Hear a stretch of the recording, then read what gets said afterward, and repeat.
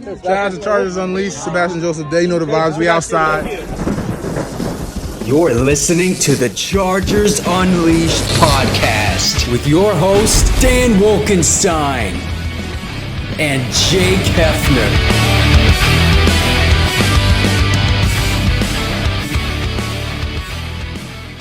Welcome to another edition of Chargers Unleashed. Jake Hefner and Dan Wolkenstein here with you from the LA Football Network. Today's show, of course, being brought to you by BetOnline, Charger Bold Family, Rock Solid Sports Memorabilia, and Liquid Death.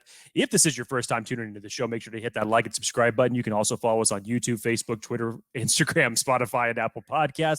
Dan Wolkenstein, pivotal matchup for the Los Angeles Chargers this week, going up against the San Francisco 49ers, again, coming off of a crazy victory against the Atlanta Falcons.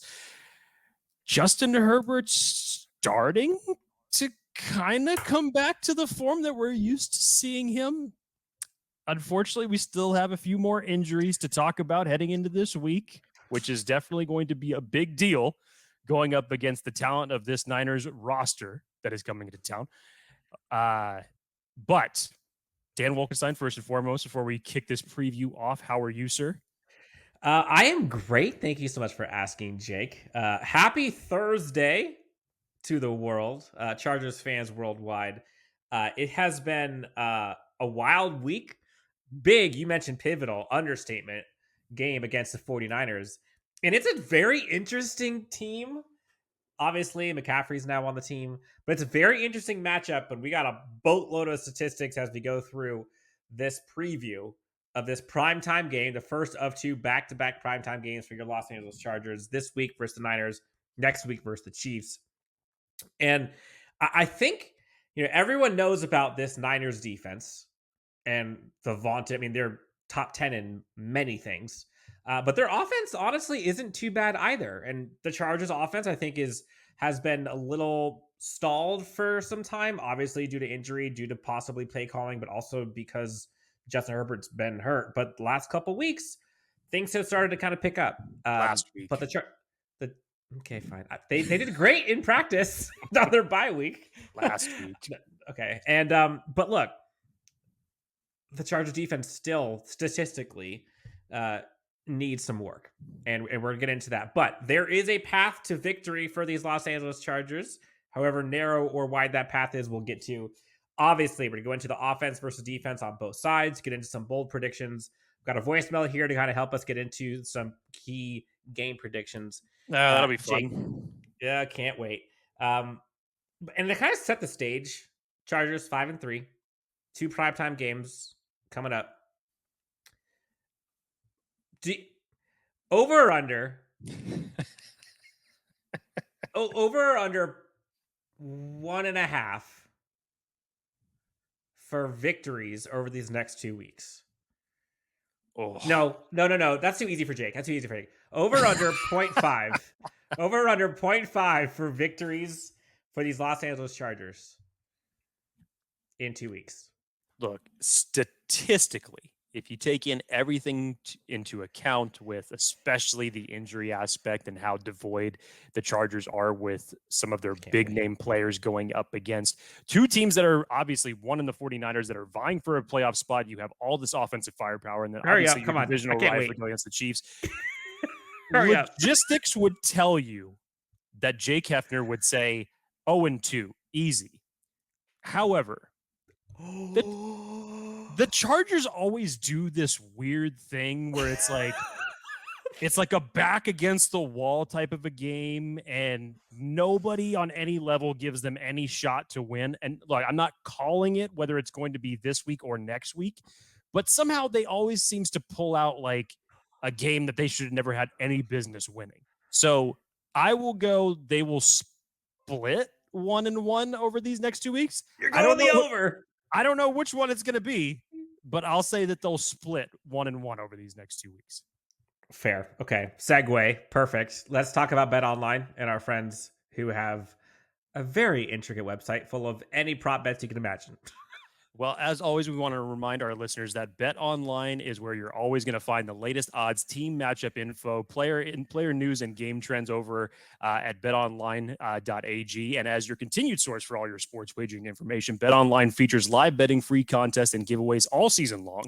Always the fastest and easiest way to bet on all of your favorite sports and events, whether that's the NFL, NBA, NHL, MMA, tennis, boxing, or even golf. Head on over to betonline.ag and join and receive your 50% welcome bonus with your first deposit. And make sure to use the promo code BELIEVE, that's BLEAV, to receive your rewards. Bet Online, where the game starts. Now, folks, if you don't know, Jake is a huge Halloween fan.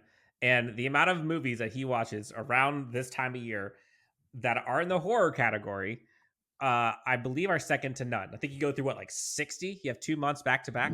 So this year, the wife and I went and go from September and finish at the end of November. So if memory serves me correctly, see, we're on November 10th today.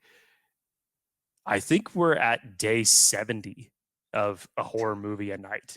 Get it. Damn. Well, look, Jake's been watching murderers for the last 70 nights, but who else is murdering? Thirst is our friends over at Liquid Death, Jake. Very creative there, Wolkenstein. Talk about him.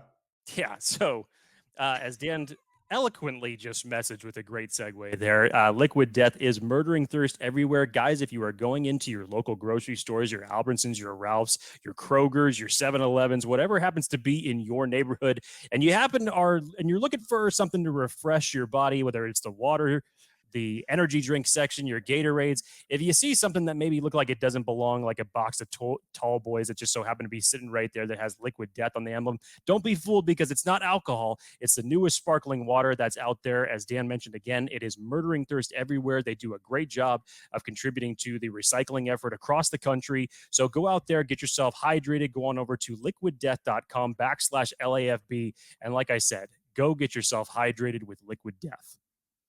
All right, Jake, let's get into it. So again, you guys can call, leave voicemail anytime, 323-374-5651. We'll go ahead and play another one that we've gotten today later on in the show. But again, feel free to send in your predictions, your feelings, post, pregame, you name it, and you can be a part of the show alongside us. Jake, so we've got this Chargers offense versus the Niners defense. Let's kind of start there. And this is kind of... historically, this would be good on good, but the Chargers offense, I would say, has not been as good as we would have thought. And we've talked about all the reasons why previously. But if we're looking at kind of the hard numbers here, yards per game, Chargers offense ranks 9th, going up against the Niners defense that is best in the NFL at points allowed, at yards per allowed, at 286 yards per game for both rushing and passing, which is wild. Chargers passing offense ranks 4th. Niners passing defense ranks 8th. Chargers rushing attack on offense 28th. Niners rushing defense first. So I think we know who's going to be rushing and not rushing in this matchup. But the interesting part here is when you kind of peel back and look at this Niners defense and kind of where they make their money, it's not necessarily blitzing. The defense doesn't blitz that much. They only blitz 24.8% of the time, which is 19th in the NFL. But even though they don't blitz much, they still have a great hurry percentage, ranking 9th, and then pressure percentage, 5th best in the NFL at 25.5% of the pressures, of the snaps are pressures. 5th in quarterback hits, points per game allowed, only 18.4.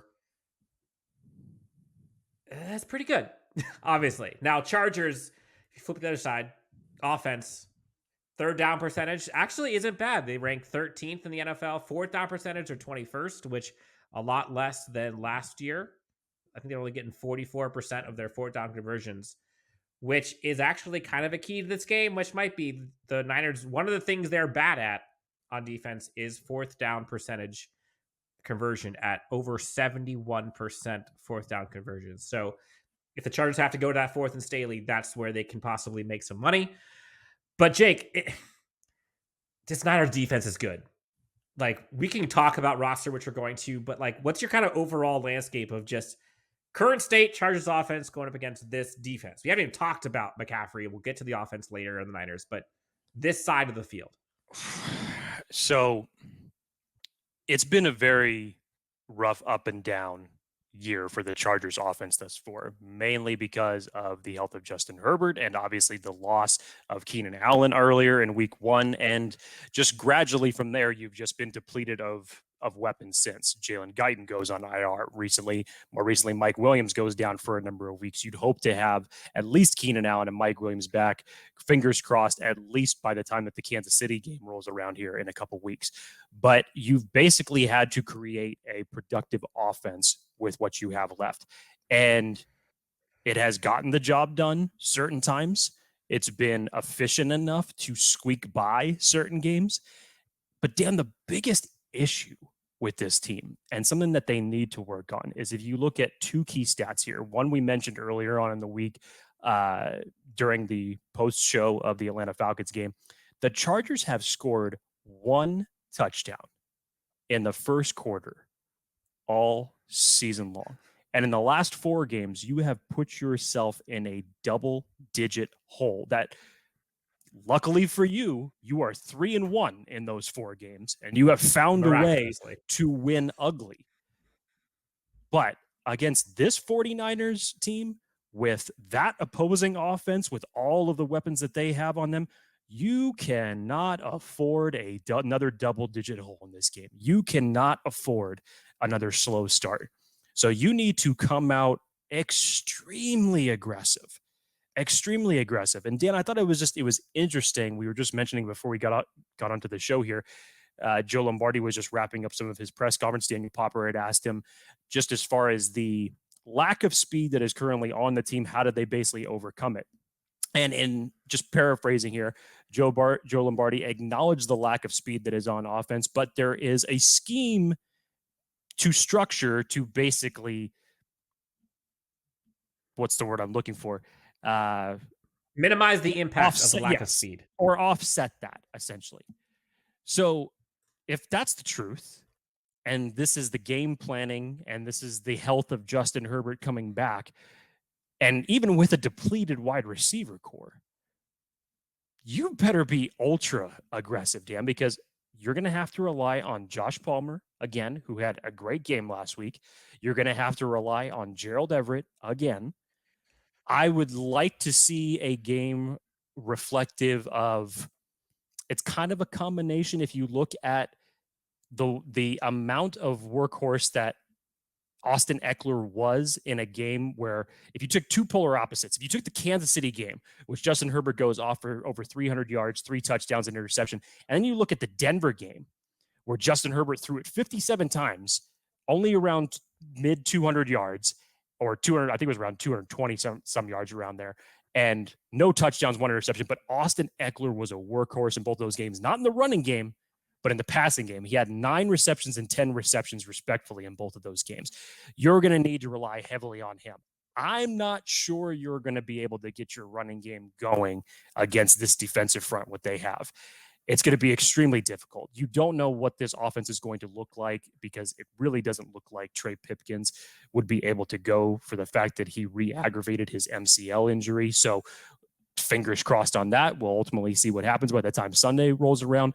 But Dan, they're going to have to weather a huge storm, and you can't afford to fall down to this defense, even with the weapons you have. So knowing that, you have to come out with an extremely aggressive game plan to start this one. I agree.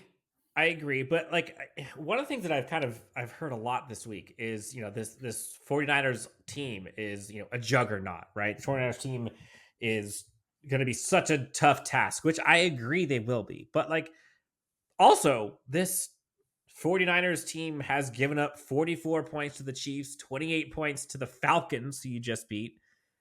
They've lost to the Bears. They've lost to the Broncos. They've lost to the Falcons, who you just beat. And they lost to the Chiefs.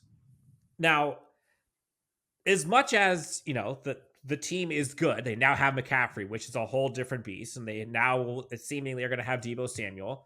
Jason Verrett, unfortunately, Chargers know that name very well, out for the season again with an Achilles. And you just have to your heart hurts for that guy because he was such a good player here in San Diego and LA, and then for him to go and continue that is just it's awful.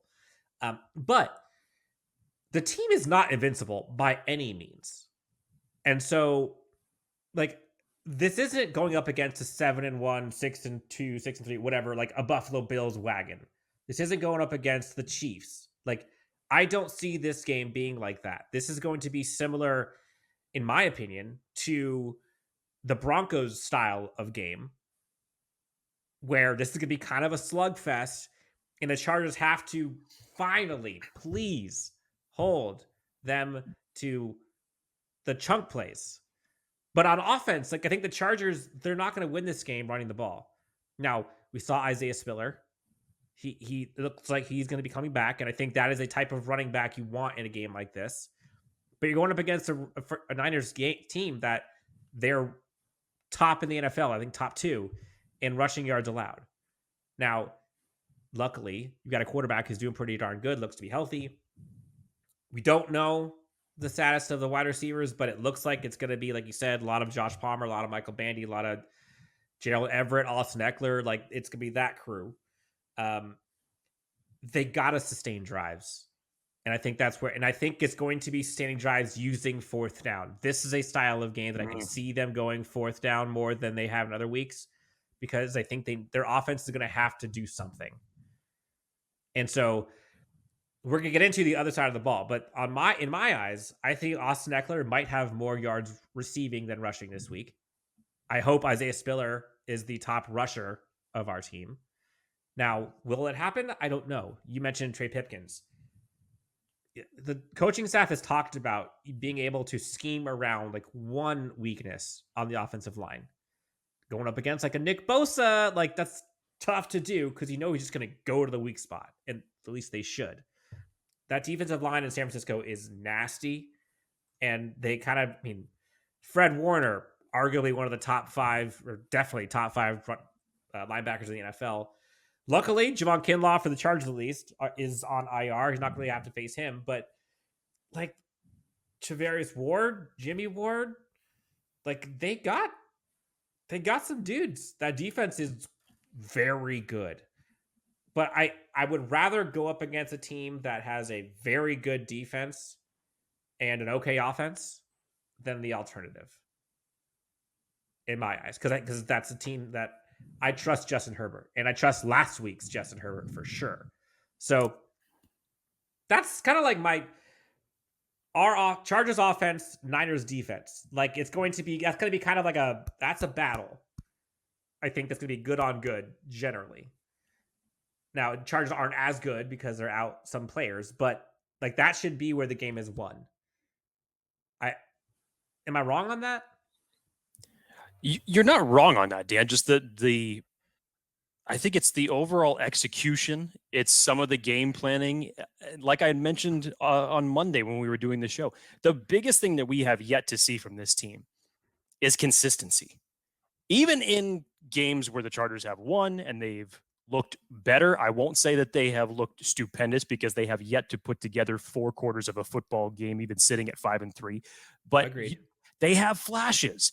They have you have a second quarter the way you had in Atlanta, where you played a little bit of complementary football, both offensively and defensively. Your defense was able to get stops. Your offense was able to come back and put points on the board, and you're able to get back in the game very, very quickly. Like we said, the switch for the Chargers always just seems to sit right here in the middle. It's never on and then goes off. It's like right here in the middle. And depending on what happens, it's going to go in one direction or the other. You can just never trust it. And at any point in time, it's going to go like this. So we need to see a little bit more consistency down. So if the post-game comments that Brandon Staley said after the Falcons game are to be true, that Justin is at that point where we feel like we can open up some of those passes down the field a little bit more, I would expect that a week later and going up against a defense like this, that you're going to be able to expand on those comments, be a little bit more aggressive on first down, which you did in the second half of the Falcons game. Unfortunately, it was drops that really killed you on that drive. The Chargers have a lot of things battling against them. Right now, they're third, and I believe it was third in EPA with 21 drops so far in the season. And from those 21 drops, they had projected, I can't remember where the stat was actually from. It was on a graph, but they had projected that those 21 drops equated to a total of 50 points, 5-0, that the Chargers have left down the field. And to show you the fact that they're still 5-3, yeah, it's pretty weird and bizarre, and that's pretty much how this Chargers season has gone thus far. That's roughly 6 points a game they've left on the field because of drops. So a lot of things have been battling against the Chargers through these first 10 weeks. But Jake, I think, and I'm glad you mentioned it, because I think the kind of consistency and execution, that's one half that I want to see on this Chargers offense. I talked about it last week when I was watching the game live, was like, it felt like the offense is in quicksand. Every time it felt like they were getting something going, they would go backwards. They would have a penalty that called them back. They would have a drop. They would have something that was like, you've got to be kidding me. And it kept like, they had to go up against so many things and nothing came easy. That's something that I am looking for. I don't remember the last time I saw the Chargers get like an easy chunk touchdown, but seemingly they give up those all the time. And so the Chargers haven't been able to like exhale on offense, if you will. So I'm looking to see, can the Chargers get one of those chunk touchdowns? I'm talking 40, 50 plus, one play, and you're done. 7 points. Don't got to worry about it. Your offense is good. Defense can go out there. Can they do it? It's been 8 weeks, 8 games, I should say. That's what I'm looking for from this offense. Can they get somehow the chunk play? We saw it last week. Austin Ekeler almost had the chunk play where I think it was right elbow was down by the hair, which would have turned into like a 40-yard touchdown, but instead it got called back. Can they get it? That's kind of my eyes. It's great defense they're going up against, so it's going to be hard to do, but those fluke things seem to always happen against the Chargers. And can they possibly happen against the Niners once? We'll see. Like, the Niners are only 8th in the NFL. Again, they're in the top 10 of basically everything, but 8th in passing yards allowed. Chargers are 4th in passing. Like, I think that's where this game can be had. And for, I'm picking here, but missed tackles, they're not great. Niners are 11th in missed tackles. So third down conversion, they give up 41%, more than 41%. That's 20th. So you can sustain drives on this team, but you got to actually do it. So that's Chargers offense, Niners defense. Now, I think the thing that scares most people is the flip side. Deebo Samuel, Christian McCafferey, Brandon Ayuk, Trent George Williams, Kittle.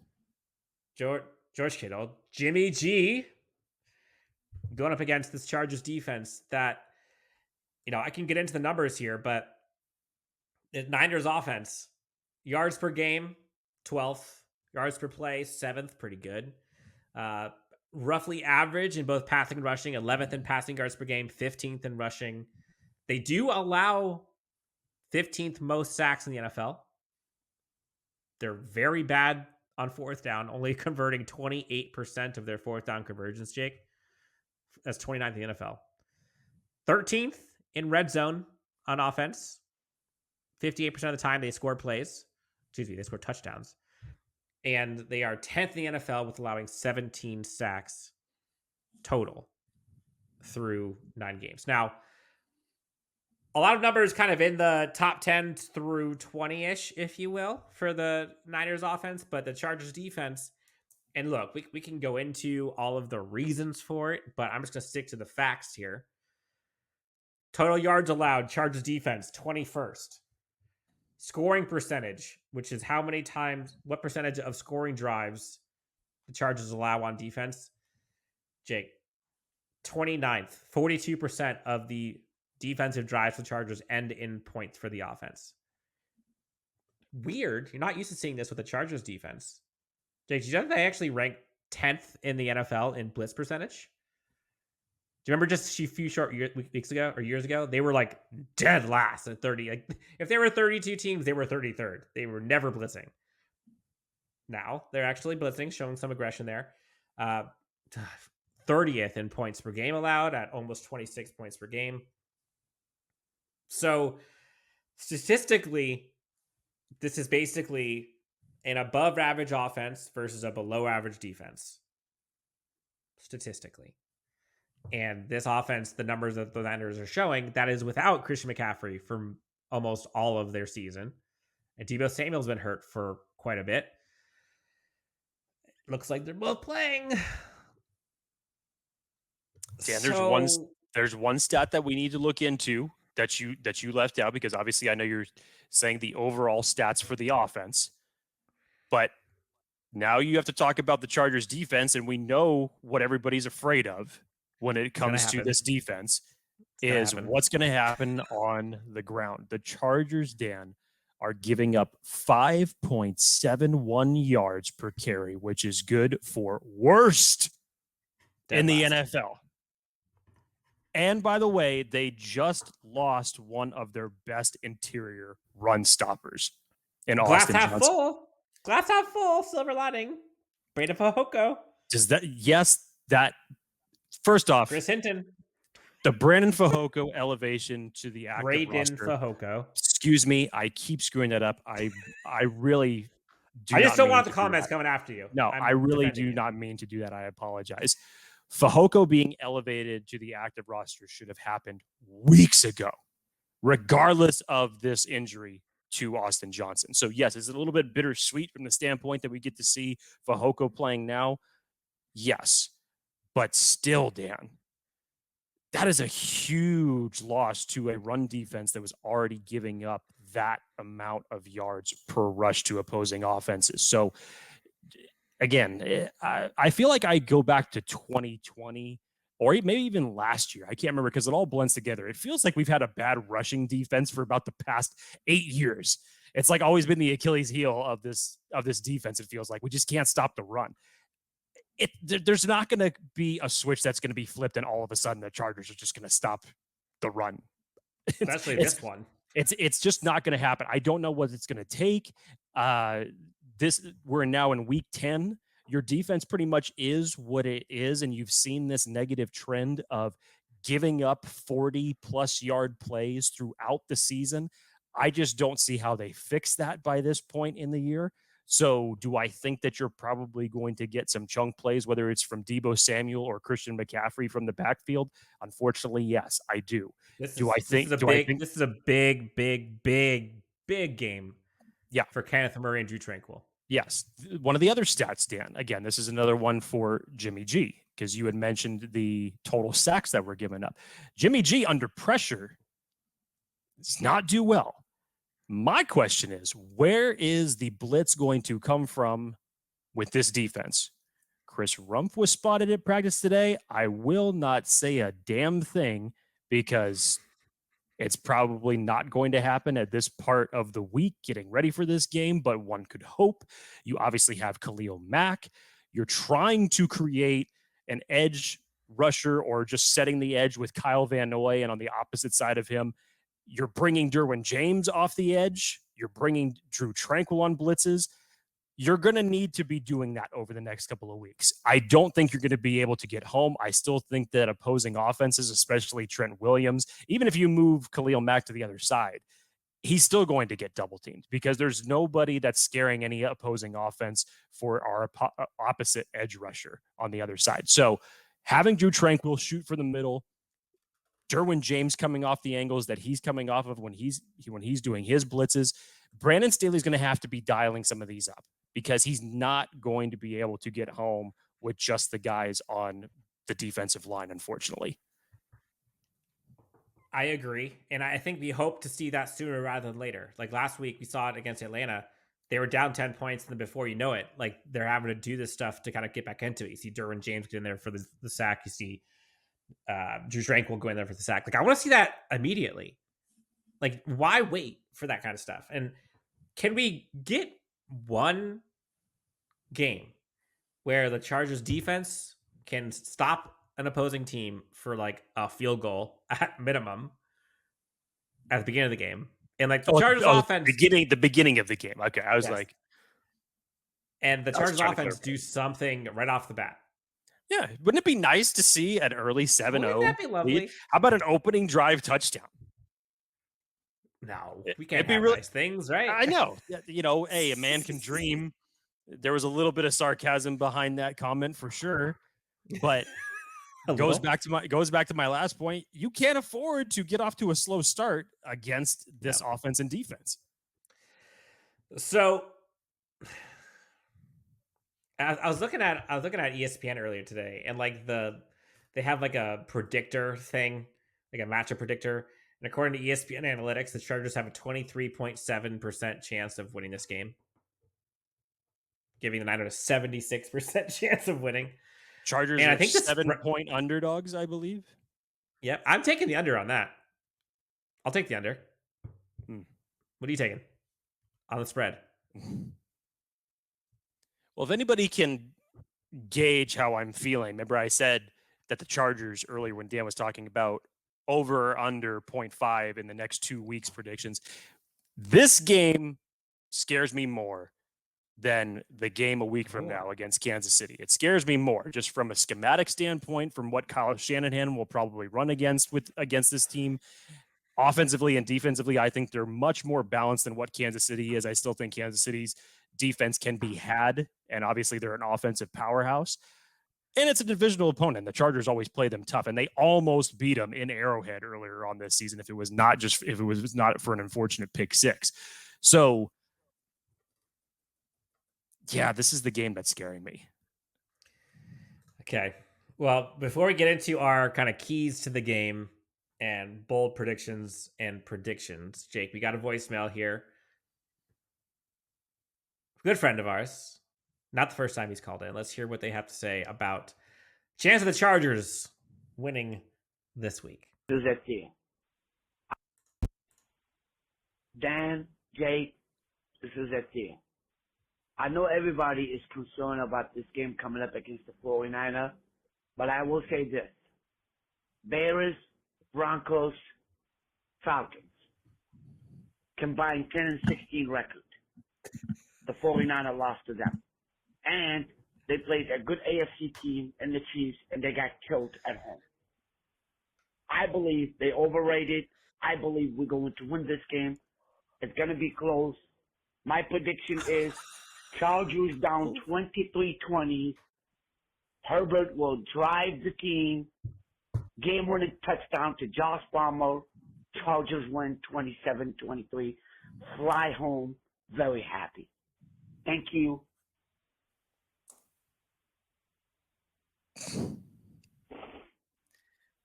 Just when I think nobody can get more optimistic than Dan Wolkenstein. Let's go. I think you should be subscribed to this person's fan club, Dan, honestly, with the amount of optimism that he is feeling about this game, no doubt about it. And look, 49ers overrated. Look, Josh Palmer touchdown at the end of the game. You say that the 49ers are overrated in a loss to the Chiefs. I mean, the Chiefs are expected to beat everybody. That doesn't automatically mean that the 49ers are overrated. So, and look, that was before they had Christian McCafferey. And the 49ers over the past several weeks have gone through their own injury spurt and have progressively been getting guys back. And let's not forget, they are coming off of a bye this week going up against the Chargers in this game, and they're getting a handful of guys back. So still sitting at 4-4 for the 49ers. I think they're ready to make a playoff push. I really am, especially the way that their division is hanging in the balance currently right now. They're right in the thick of it. And with the talent that they have offensively on this team, they have all of the weapons to do so. And when you just look at the matchups, yes, I get it. 3-1 in a stretch where the Chargers have given up double-digit points. You've essentially, taken someone's best punch and been able to come out on the better side of it more times than not. But I don't know, Dan. Now I'm rambling on that call. So because it's an optimistic call, by all means, please give your optimistic 2 cents to that perspective. Look, I don't know if they're overrated, but I do think they might be getting prematurely overhyped. Like, they've won one game with McCaffrey. McCaffrey also, I think, didn't he throw one, rush one First and first catch for player one. since LT to do basically go the triple crown for running backs. But look, they're second in their division, just like the Chargers are. Jimmy Garoppolo doesn't scare me. He's a game manager.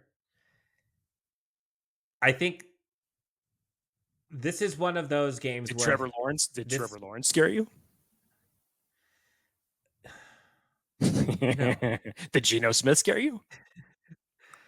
Honestly, the Seahawks game was a little rough. I'm not gonna lie, that was rough. Look, like the Niners defense scares me, and like they have two players on offense that scare me. But like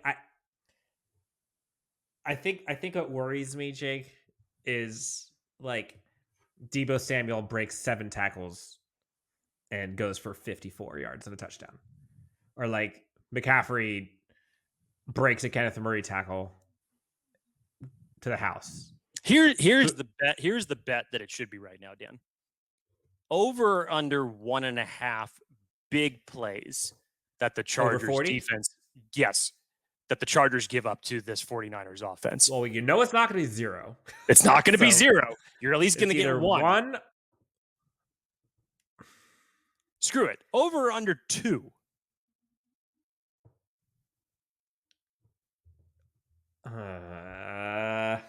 I think it's going to be 2. I think it's going to be 2. So if it was over under 1.5, I think I'm taking the over. All right. But hey, maybe this is where like comes back a little bit, averages out. Maybe all of a sudden Chargers get 0. Who knows? You can dream, right? So Jake, for you, we're going to get into it. Keys to the game, bold and regular game predictions. Keys to the game to you are what? Right off the bat, Dan, as I've been saying this entire show, you have to start fast. There is no more of this sustaining, being down in a 10-digit hole to opposing offenses and playing catch up the rest of the game. I don't care if you have a 3-1 record in that span of giving up those amount of points against this offense, and with that defense coming up against you, you can't afford to get yourself in a hole. So you need to be aggressive from the get-go. From the get-go, Brandon Staley, Joe Lombardi should have a game plan to put points on the board and put them up early. So you have to be aggressive in this game coming out. Defensively, what are you going to do to put pressure on Jimmy Garoppolo? It's not going to happen from a majority of your line. You're going to have to get creative on your blitz packages with Drew Tranquill, Derwin James. If Khalil Mack can get free, he's going to get home and he's going to get his. But what are you going to do to supplant the absence still of Joey Bosa on that defensive front? Because the secondary, especially Mike Davis, has been playing a little bit better. I'll be interested to see what the coverage is like against all these weapons. I would assume if Derwin James is not on the line, he's obviously going to be hanging around between Deebo and George Kittle and seeing the type of coverages that he can put on him. We'll see if the secondary can lock down a little bit better, because you are talking about a much different offense than what you went up against last week in Atlanta. So show me some creativity defensively on how you can get off the field on third down and get to the quarterback even without one of your premier pass rushers. As different as it is than Atlanta, like I do see the Deebo Samuel, like Cordero Patterson, like there are some similarities there. And Cordero Patterson trucked us, us being the Chargers last week. And for the most part, the Chargers got out of the victory, but Deebo Samuel is a better Cordero Patterson. Like, let's just call a spade a spade. And then you get to add Christian McCaffrey. So, it's going to be tough sledding. And I think, it kind of, to your point, can they just execute a full football game? They haven't done it yet, so the chances are lower than you would like them to be. But if they can, I think you're good. This Chargers team has gone up against literally everything, it seems, and somehow are 5-3. So Jake, bold prediction.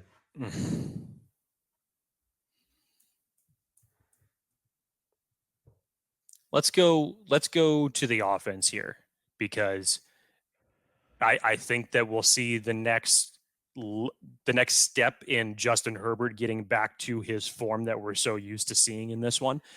And I'll spotlight the receivers. Last week, it was Joshua Palmer, 9 receptions for 109 yards. Dan, I'd say DeAndre Carter is going to get a little bit more involved in this one. You know who I think might get involved? Go on. Member of the Wolkenstein household. Who's that? Little Miss Avery has decided to be ingratiated with his show. Last time we had her on here, she was a little scared because I was talking too loud. This time, she's got the Chargers bandana. Oh, yeah. She's ready to go. She's ready to go. She's definitely ready to go. Yeah. She looks like a football. She's going to be rumbling, tumbling, stumbling for the Chargers into the end zone. Avery, you going to do it? Prime time? Say, go Chargers. She's like, my dad is a crazy person. But look, I agree with you. I feel like DeAndre Carter is going to get a little bit more involved in this game. I would love to see him being utilized on the outside more the way he was when he came in the Raiders game in place of Keenan Allen.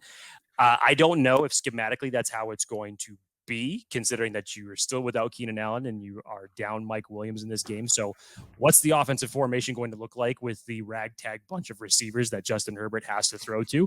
But I would still like to see if Joe Lombardi is talking about the absence of speed that is on this team. As of this moment, DeAndre Carter is the fastest guy that you have. So unleash that cannon in the Justin Herbert playbook this week. To Carter? Why not? Why not? I mean, they did it last week, and he was in double coverage, and the ball sailed like 20 yards over his head. Sure, but why not? Give me some more of that. Okay. Fine. Bold prediction. Now, I have an optimistic one, then I have a pessimistic one. Which one would you like first? You know what? Save your pessimistic one for the end. Because I'm so used to you talking about your optimistic points of view. Let's go ahead and get that one out of the way, and then I'll be interested in hearing your pessimistic one. Optimistic bold prediction is the Chargers are going to score at least 7 points from teams other than their offense in this game. You're going to see a defensive touchdown. You're going to see a scoop and score. You're going to see an interception, pick 6. You're going to see block punt, something like that. Something's going to happen. 7 points can be given to the Chargers by their defense this week. They've been close. They're going to get it this week. Okay. Definitely bold. Definitely bold. Okay. Now, pessimistic. I think generally we like to talk about these and like what are some bold ways the Chargers can blow up in a good way.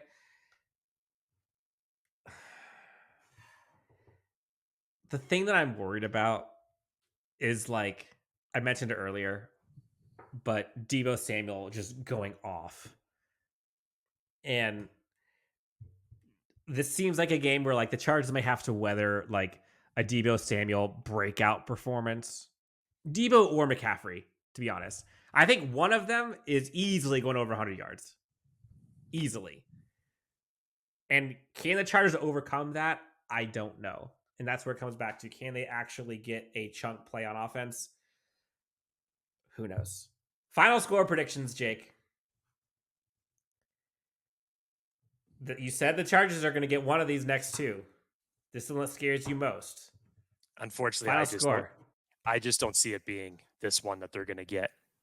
I'll say it'll be close because I'll still say that the Chargers will find a way to make it close. But in the end, I think there will be, whether it's at the beginning of the game, whether it's in the middle, right after halftime, who knows, the 49ers are probably going to jump out to a double-digit lead at some point in this game. I feel it, Dan, as you were talking about, one of these guys, whether it's CMC or Deebo, is going to go over 100 yards. Dan, last week they gave up 92 rushing yards just in the first quarter alone against that Atlanta Falcons team. Opposing offenses know what they can do to this team defensively and to wear us down. So that's just one of those trends that I just do not see going away. And I don't I don't see how you can go from one extreme to the other and try to plug that hole, especially without one of your best run defenders. So I think it'll be still a competitive game. I think the Chargers will find themselves in a double-digit hole at some point. They'll fight back. They'll make it close. They'll make it competitive. But I just think it'll be a little bit too little too late. I would love to come up here next week and say that I'm wrong about everything that I'm spewing right now.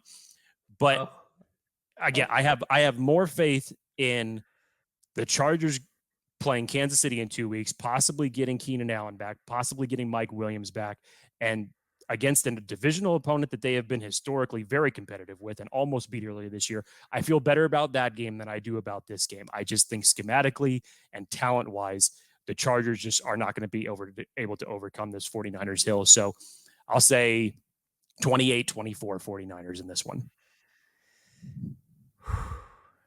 Okay. All right, Jake. So we didn't really talk much about George Kittle. And to me, that was purposeful because I think Derwin James is on this team. Like, I think that kind of takes that out. Tight ends, I don't really fear positionally. This feels like one of those games where everyone is writing out the Chargers. And these are the kinds of games where, like, Justin Herbert, I think someone tweeted at me a couple days ago, like, this feels like one of those times where Justin Herbert might mess around and win this one. This is what I was talking about the early part of this show, where it's just like, these are the wacko type games. Chargers always play up to competition. You have this, and down to competition. Yes, and I don't understand why there just can't be consistency with that. It was like, why can't you just play this way every single week? And somehow, some way, when the Chargers are out of it and everybody's writing them off, they'll always do this weird thing where they'll just come out and just be like, oh, whoa, where's this been for the past 6 weeks? So yes, to your point, Dan, I fully agree. I just don't feel that that's going to be this week. I do think the importance of starting off fast will impact this game. And I do think the Chargers will start off fast. I do not think that they will have a double-digit deficit at any point in this game. I think the Chargers are going to go up early, and I think they're going to be scratching and clawing and praying to the high heavens that their defense can hold on at the end of this game. 24-20. I don't see there being a lot of points scored. 24-20, and that might be too high. But I'm going to go 24-20. Chargers win. And that is on kind of a last drive stand by the defense to hold them on a fourth down to keep them from scoring a touchdown. 24-20, Chargers win. 6-3, Jake. Despite it all, if these Los Angeles effing Chargers, Jake, go 6-3, I am going to be relentless with you on that next episode. Relentless. I'm going to be insufferable. I'm going to be sitting here pulling up receipts. Relentless. I just said 30 seconds ago, I will be the first one to come on here next week and love to talk about how I was wrong. You don't have to I will too. Aggressive Jake Hefner's over here talking about draft season. I'll keep my own receipts. When have I even brought up the draft in this show? Okay, I like your disqualifier there in the show. You are not clever, sir. Look, one in there a little bit. 6-3 would be what a world. Imagine the euphoria as we all talk about, despite it all. Dan, I'm surprised you did not bring up the other positive stat.